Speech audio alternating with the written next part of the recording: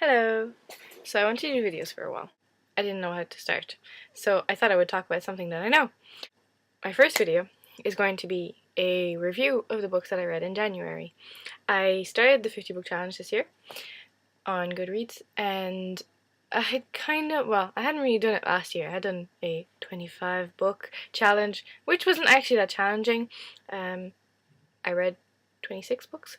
I could have read more. I was doing my master's that year, so I didn't get to read as much as I wanted to. So I'm going to start with this one. It's called The Remarkable Life and Times of Eliza Rose. I borrowed this one from my sister's friend, and I liked it. It was kind of nice. It was light and fluffy, and it's what I needed at the time, so the storyline was quite good, I guess. I didn't really like the ending. I'm a big ending person, and it was kind of meh. The whole book was quite good, and I should probably mention it's a young adult book. But yeah, when you invest time in something and then you read it and the development is fine, but then the ending is just like, bleh, that's it, I'm gonna read it in like 5 minutes and then it's gonna be done and nothing's gonna happen really. So yeah, kind of disappointing. Next book. This one, which is funny actually, is The Secret Countess by Ava Ibbotson. Pretty cover. I'm not gonna lie, I bought it because of the cover. I'm also a big judge the book by its cover person, and if there's gold in it, I'm probably going to buy it. I bought this really cheap actually. I bought this for €1 when Borders was closing down 2 years ago, I think, and I never read it. And I read it this time because I had read this one and I kind of had liked the feel of it because I wanted something light and fluffy at the time. And this one was actually really good. It was much better than the other one because the ending wasn't crap. I don't mean in terms of happy. I just mean in terms of I forgot. It was written okay. That's what I mean. So yeah, I really like this one, and I will probably read it again eventually. It's also a young adult book. You may see a kind of trend thing, but it's funny actually because the author considered this book and the other books in the same series to be adult books, and she was apparently quite surprised, as I read on the internet, when the publishers labelled them young adults. I suppose that the hero in this is 18, so it is quite young. What I liked about this book as well is that the main character is Russian, and I've never actually read a book where the main character is Russian before, and it did introduce some nice cultural aspects which I hadn't heard of before, which I think was really interesting, so I think I might move on to some Russian literature this year. The two next books I'm going to talk about, I don't actually have the physical copy. The first one was La Chute by Albert Camus, and in English it's The Fall, and I'm saying "and" a lot.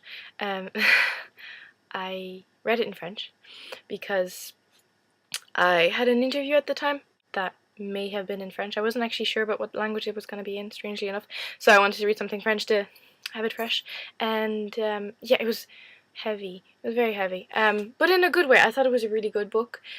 It was probably the deepest book I've ever read. The basic story, it's about this man who used to be a lawyer in Paris, and the book deals a lot with how awful the human race is, really. How selfish people are, and even when they're good, how sometimes it's actually just to make themselves feel good. On the outside, he seemed like a really good person, but everything he did was actually for selfish reasons, and he kind of thrived on being this perfect person he thought he was. He runs off to Amsterdam. So that was kind of fun as well, because the book takes place in Amsterdam, where he meets the stranger in a bar, and the entire book is the conversations that he has with the strange man. I forgot. Yeah, what's interesting about this is that the entire book is only based on the protagonist's speech, so it's a conversation with a stranger that he meets in a bar in Amsterdam, but you only see his side of the conversation. You only hear the hero's side of the conversation. The whole book, it's quite short, but it's, a giant monologue. And it does kind of make you question a lot of things about the human race, I guess, and people in general, which are kind of the same thing. So I actually read that one first. That was the first book I read this year, which is why I moved on to this fluffy thing and this fluffy thing, because after something that heavy, I wanted something kind of light and fluffy. The book that I read after that, in the last book I'm going to talk about, is Mostly Harmless by Douglas Adams. And you see, I really like Douglas Adams. He's really funny. He's really, really funny, and he makes me laugh so much. But that book, this is the 5th book of the Hitchhiker's Guide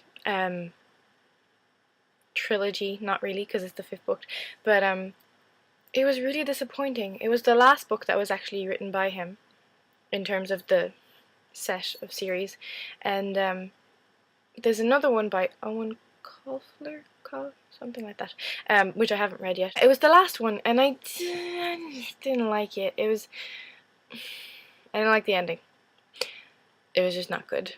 It wasn't as funny as the other ones, and it wasn't as exciting, and it didn't make you think, oh my god, what has he come up with next? Which is kind of disappointing, because the other ones were always really good. The problem I had with Mostly Harmless was that it was missing from the characters that I had fun with.